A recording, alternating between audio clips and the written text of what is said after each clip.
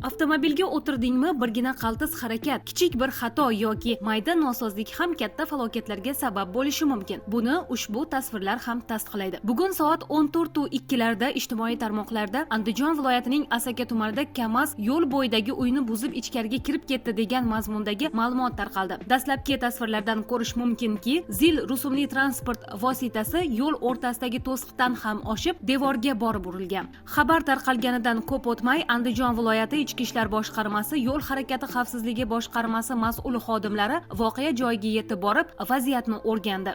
Joriy yilning 8-aprel kuni Andijon viloyati Asaka tumani Yangison mahalla fuqarolar yig'ini hududida 2003-yilda tug'ilgan haydovchi boshqaruvida bo'lgan zil yuk transport vositasining tormoz tizimidagi kelib chiqqan nosozlik tufayli yo'l yuzida joylashgan yashash xonadonga borib urilib, baxtsiz hodisa yuzaga kelgan.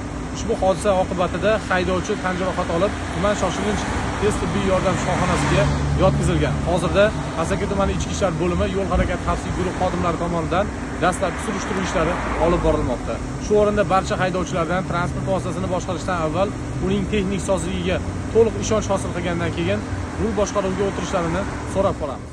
Ushbu yo'l transport hodisasi oqibatida boshqa fuqarolarga zarar yetmagan. Voqea joyining o'zida yuk transport vositasini boshqarayotgan haydovchilarga tushuntirish ishlari olib borildi. Avtomashinalarning texnik sozligiga e'tiborli bo'lib harakatlanishlari so'raldi.